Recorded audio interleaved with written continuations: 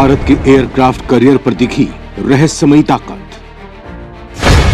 आखिर क्या है यह अदृश्य बला जिसने उड़ाए चीन के होश। 23 दिन पहले फुजियान युद्धपोत दिखाकर इतरा रहा था ड्रैगन। अब मोदी ने आईएनएस विक्रांत की ताकत से मचा दिया हड़कंप। आईएएस विक्रांत ने चौथा ट्रायल में ऐसा क्या दिखा दिया कि हैरत में पड़ गए अमेरिका और यूरोपीय एक्सपर्ट। भारतीय नौसेना के जंगी बेड़े से क्यों हैरान हुई दुनिया।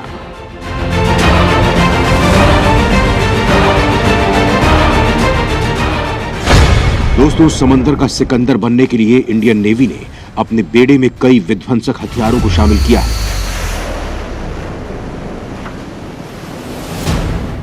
मेड इन इंडिया और आत्मनिर्भर भारत अभियान के तहत भारत की सेनाएं अब देश में ही बने हाईटेक उपकरणों, लड़ाकू विमानों और युद्धपोतों को प्राथमिकता दे रहे हैं।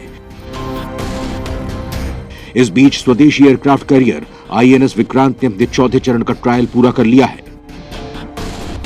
दोस्तों, इस दौरान उसके सभी उपकरण सही तरीके से काम कर रहे थे और अब यह युद्धपोत 15 अगस्त को भारतीय नौसेना में शामिल हो जाएगा।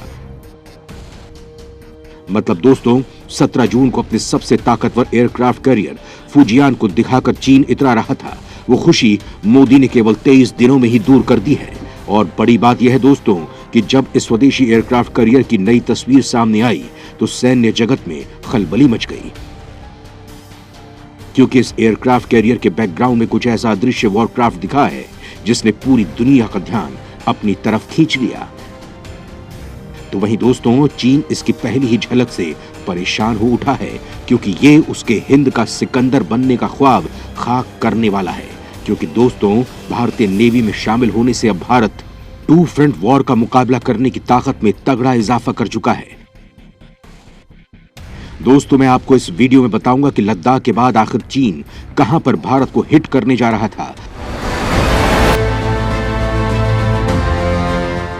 और वहां यह हथियार अब उसकी कमर कैसे तोड़ डालेगा। लेकिन उससे पहले आपको बताता हूं उस अदृश्य बला के बारे में जिसने दुनिया भर में हलचल मचा दी है। तो दोस्तों, एयरक्राफ्ट कैरियर विक्रांत पर पहली नजर में ऐसा महसूस हो रहा है कि जैसे किसी विमान पर कोई अदृश्य लबादा ओढ़ा दिया गया हो।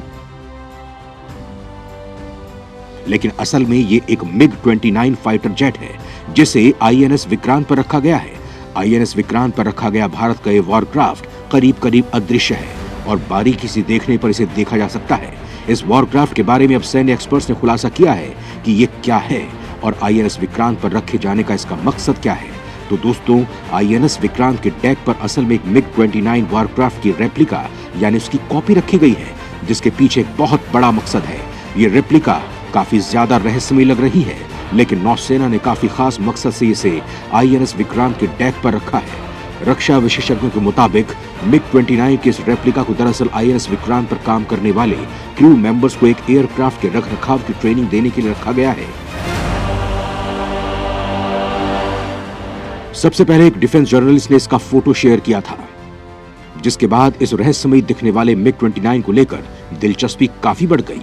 उन्होंने लिखा है कि इसे डेक हैंडलिंग ट्रेनिंग के लिए आईएनएस विक्रांत के डेक पर रखा गया है।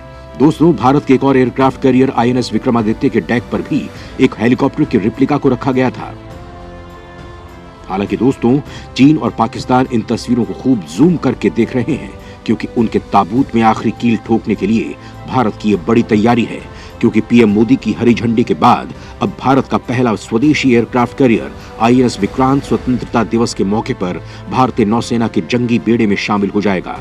और इस दूसरे विमान वाहक युद्धपोत से समंदर में भारत की ताकत में एक बड़ा इजाफा हो जाएगा। इसके साथ ही भारत दुनिया के उन चुनिंदा देशों की श्रेणी में भी शामिल हो गया है जिनके पास एयरक्राफ्ट कैरियर बनाने की क्षमता है।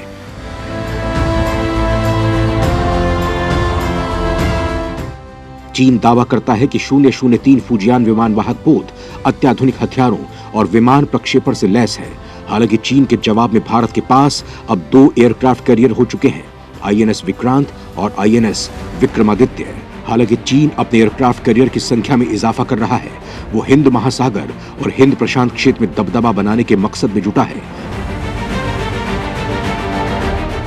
लेकिन विक्रांत के नौसेना में शामिल होते ही भारत अब चीन से मुकाबले में बराबर आ चुका है। दोस्तों, दुनिया जानती है कि अब जंग का मैदान इंडो पैसिफिक क्षेत्र बना हुआ है, जहां चीन की दादागिरी को भारत ही काउंटर करने की औकात रखता है। दोस्तों, इंडो पैसिफिक में अमेरिका और चीन के बीच का तनाव भी काफी ज्यादा बढ़ने वाला है।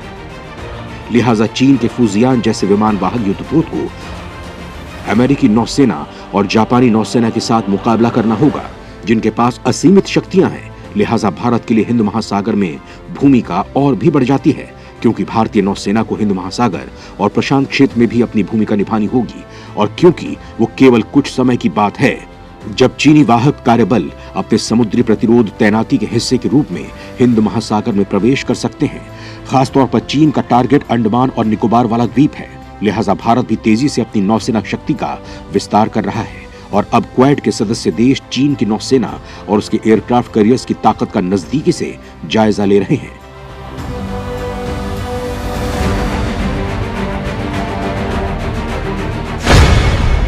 भारत ने बनाया है समंदर का बेहद घातक शिकारी। एक साथ 30 फाइटर जेट निकाल देंगे दुश्मन की खुमारी। दोस्तों, किसी भी विमान वाहक युद्धपोत को शक्तिशाली बनाने का काम करते हैं उस पर तैनात किए जाने वाले लड़ाकू विमान और हेलीकॉप्टर। समंदर में एयरक्राफ्ट कैरियर एक फ्लोटिंग एयरफील्ड के तौर पर काम करता है। उस पर तैनात फाइटर जेट्स और हेलीकॉप्टर कई 100 मील दूर तक समंदर की निगरानी और सुरक्षा करते हैं। दुश्मन का कोई युद्धपोत तो क्या, पनडुब्बी तक भी उसके आसपास फटकने की हिम्मत नहीं करती है। विक्रांत की टॉप स्पीड 28 नॉट्स है और ये एक बार में 7500 नॉटिकल मील की दूरी तय कर सकता है। इस पर तैनात फाइटर जेट्स भी 1-2 हजार मील की दूरी तय कर सकते हैं। दोस्तों, किसी भी एयरक्राफ्ट कैरियर की ताकत उसका फ्लाइट डेक होता है, यानी उसका रनवे, और इस मामले में विक्रांत का कोई तोड़ नहीं है। करीब 262 मीटर लंबा है विक्रांत, यानी 2 फुटबॉल ग्राउंड से भी बड़ा है ये। विक्रांत की चौड़ाई है करीब 62 मीटर और ऊंचाई है 50 मीटर। अब भारत के स्वदेशी एयरक्राफ्ट कैरियर पर करीब 30 फाइटर जेट्स और हेलीकॉप्टर तैनात होंगे। इन 3 एयरक्राफ्ट में 20 लड़ाकू विमान होंगे और 10 हेलीकॉप्टर होंगे। विक्रांत पर जो रोटरी विंग एयरक्राफ्ट होंगे उनमें 6 एंटी सबमरीन हेलीकॉप्टर्स होंगे जो दुश्मन की पनडुब्बियों पर खास नजर रखेंगे। भारत ने हाल ही में अमेरिका में से 24 मल्टी मिशन हेलीकॉप्टर MH-60R यानी रोमियो हेलीकॉप्टर का सौदा किया है। इनमें से 2 रोमियो हेलीकॉप्टर भारत को मिल भी गए हैं। इसके अलावा 2 टोही हेलीकॉप्टर और 2 ही सर्च एंड रेस्क्यू मिशन में इस्तेमाल किए जाने वाले होंगे। इस जहाज में 2300 से ज्यादा कंपार्टमेंट हैं, जिसमें 1700 से ज्यादा लोग रह सकते हैं।